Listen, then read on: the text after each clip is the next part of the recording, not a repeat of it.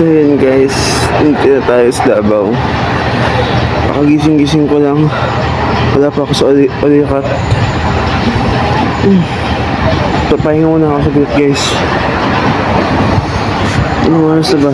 It's 8:35 in the morning guys.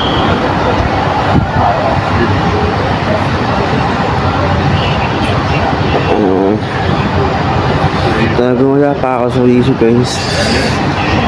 Papahinga muna talaga ako sa group. Biglang nung nasa airplane na kasi ako.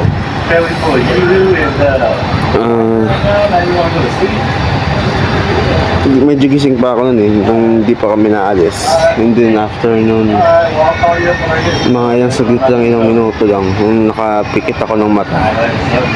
Ayun na, diretso na yung pagtulog ko. And then biglang nasa malapit na kami dito sa may Davao. Biglang di ba magla-landing yung landing yung aeroplano, di ba medyo maalag yun. Doon ako nagising. Doon ako nabiglang gising. Kaya ayun, nabigla ako. Ay nako guys. One eternity later. Ayun guys, ito tayo ngayon sa van. Kaya ako nakakapag-vlog ngayon kasi walang katao-tao, walang kapasaran, wala ding pasahero. Ako pa lang din ang unang pasahero dito. Medyo matagal, ilang minuto na ako naghihintay dito din ng ilang pasahero na sasakay. Kaso pahirapan guys, hindi din may mga ilan kaso nga lang sa bus sumasakay. May mga natigil din kasing bus dito bukod sa van. Anong oras kaya ako makakadating doon? Tanginano ko din yung oras din doon.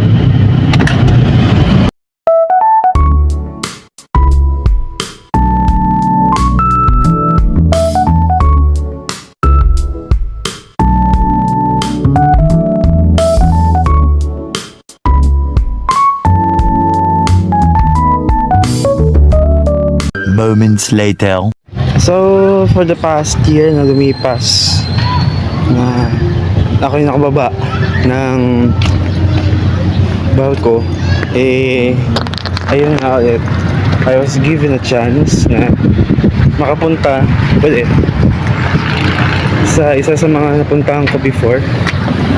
Hindi man siya for vacation purposes, pero at least kahit papaano na balikan ko yung lugar na to, which is yung Davao. In a particular sa Mati guys, at papakita ko sa inyo guys. So dito guys, ito kasi park yan mismo, and ito guys, ito mismo yung pantalan, or hindi naman siya yung mismong pantalan siya mismo ng Mati. Ayan, pantalan siya guys ng Mati. Ayan, bali ito part na yan dyan mismo sa lugar na yan. Dito kami naka 1 week almost. Diyan kami nag-ayos ng rampa namin for almost 1 week. Kaya medyo natagalan din kami dito. And by that time, siguro mga November na yun November 1, first week, November first week. Kaya may mga event din kaming nakita dito, napanood. And ayun nga, medyo maganda-ganda din dito, tahimik. Walang masyadong katao-tao. Depende na lang sa sitwasyon ng lugar. Kaya ayun, yun talaga. it is the best time na makapunta din dito talaga sa Makati, guys. I mean, tingnan nyo naman, guys, wala masyadong tao, hindi siya ganun kadagsa pagdating, I mean, pag wala masyadong event dito. May events place doon. May dancing fountain sila dito eh. Ito, dito banda yan. Dito banda.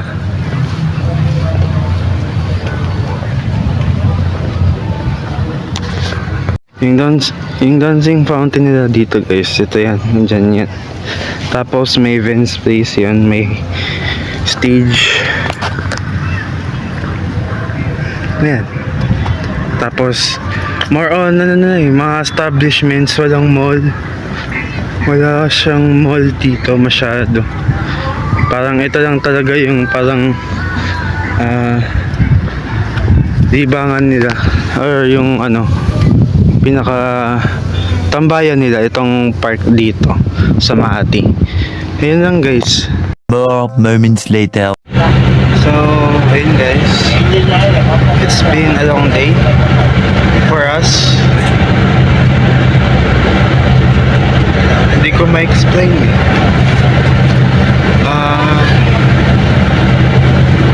It's been a long, rough day for us kasi after ng duty natin ng 2 to 10 kahapon, nagpahinga lang ako saglit. And then after nun, umalis na ako ng 12 papunta ng airport.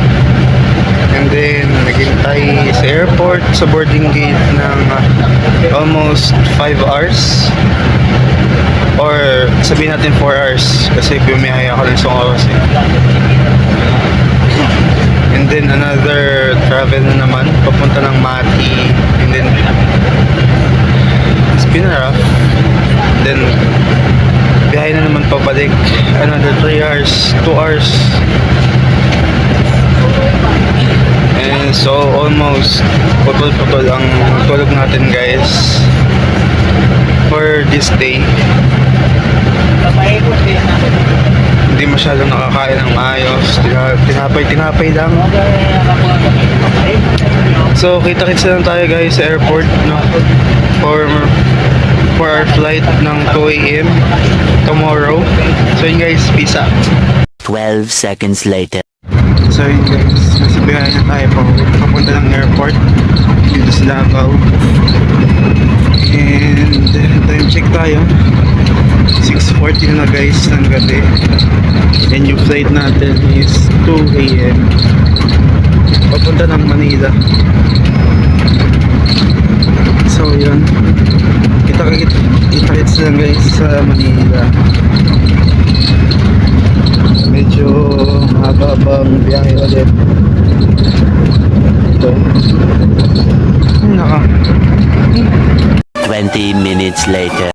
So what is up, yo, guys? Nandito na tayo sa Davao International Airport at nakakuha na tayo ng ticket, tayo ng boarding pass papunta dun sa boarding gate. And ito na, pauwi na tayo ng Manila.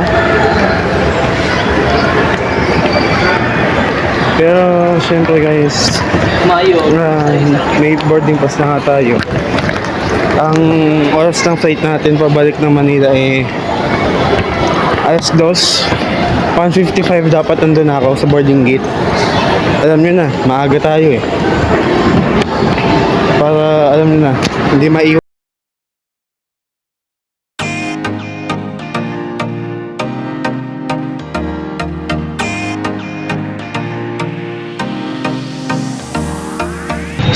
Each seat is provided with a seat belt.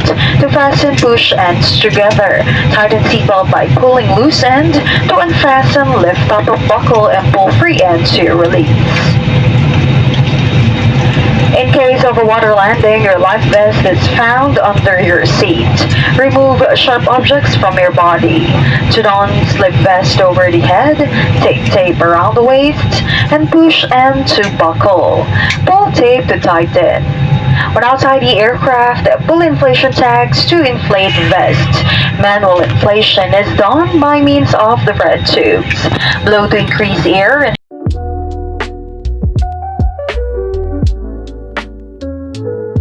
One eternity later. So yun guys, naglalakad na kami. Okay, basta kami as of now guys. Ewan ko kung nasa Terminal 1 ako. Pero hindi ito Terminal 3. Wait lang. Terminal 1 or 2? Hindi ko alam eh. Hindi ko lang sure guys, pero Terminal 1 ata ito. Terminal 1 to guys. Hindi ito Terminal 3. Basta Terminal 1. Terminal 1 to guys. Hula ako. So yun guys, akala ko nasa Terminal 1 tayo. Nasa Terminal 3 pala tayo. And nandito, papunta na din daw yung rider dito, sabi ng kapatid ko. Kaya maghihintay muna tayo dito. Mga 10 minutes nandito na daw.